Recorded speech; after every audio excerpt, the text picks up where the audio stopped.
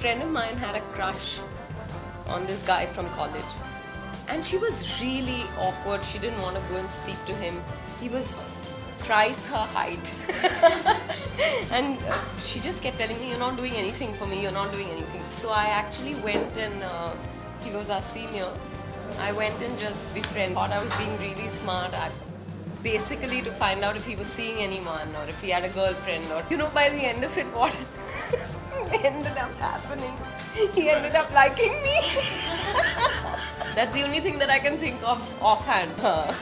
पहले तो जाके दोस्ती जमा लो, या फिर एटलीस्ट एक तरह से फेमिलियरिटी होनी चाहिए अपने सब्जेक्ट से. फिर बहुत पहले बात करो कि अच्छा बारिश का मौसम शुरू होने वाला है, उस तरह के बहुत रैंडम सवाल. तो आप ट्रेन से आते हैं कि दूर रहते होंगे, कहाँ, ओ अच्छा अच्छा, उस तरह से सवाल पूछ लो और सब पता कर लो. ये और कान, नाक और आंखें हमेशा खुली होनी चाहिए. रियल जासूसी से मिले जब और ये बात का एहसास हुआ कि प्राइवेट डिटेक्टिव्स या ये जो जासूस हैं वो ज़्यादातर रिलेशनशिप्स के ही प्रॉब्लम्स को लेकर सॉल्यूशंस खोजते रहते हैं. तो ये love is a part of it. I think देश एक ऐसे मोड़ पर है जहाँ पर हम सबको इस बात का एहसास हो रहा है कि हमारा नज़रिया औरतों को देखने का, उसमें बदलाव लाना बहुत ज़रूरी है. हम निर्देशक हैं, फिल्म मेकर्स हैं, हमारा जो नज़रिया है फिल्म को लेकर और औरतों का जो किरदार है फिल्म में उसको लेकर, उसमें हम थोड़ा बदलाव लाना चाहते हैं.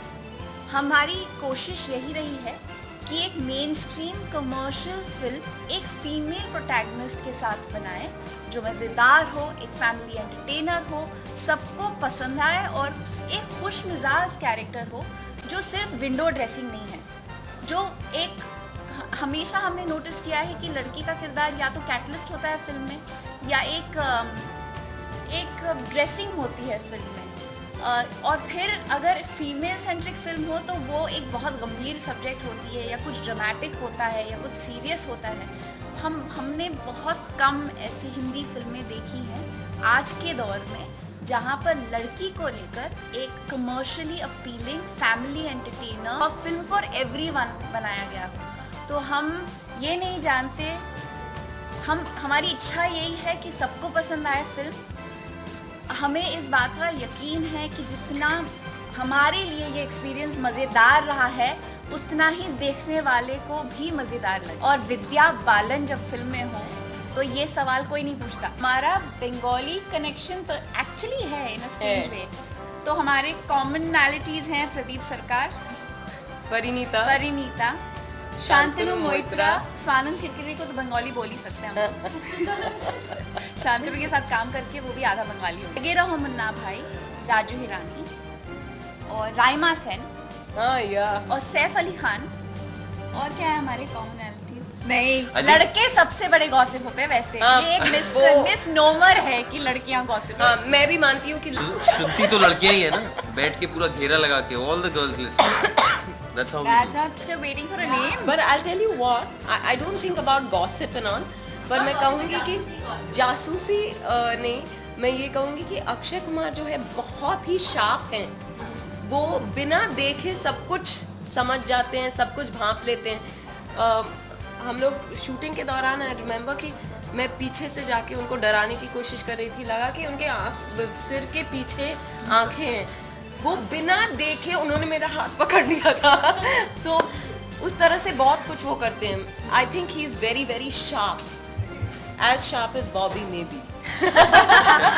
I love this one. ये वो those are all her personalities in the film and बहुत अच्छी looks है. थोड़ी डरावनी भी है, थोड़ी क्यूट सी है. टीवी पे एक शो आता था करमचंद, और जासूसी के मायने मुझे उसी फिल्म से समझ में आए. करमचंद किटी को हमेशा बोलते रहते थे शट अप. मुझे लगा वही जासूसी का मतलब वही है. बोलना shut up. Summer, Come on, you can answer this question. I'm rooting for Brazil because it has the hottest players. That's what Dia told me.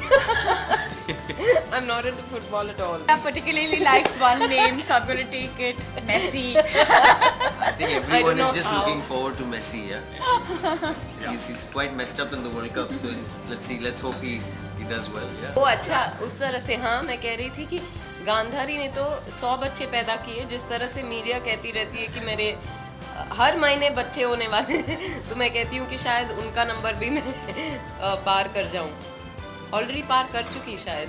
आप बताइए, मैं बेहतर की बात तो नहीं कर सकती, पर ये ज़रूर कहूँगी कि बॉबी नंबर 1 है।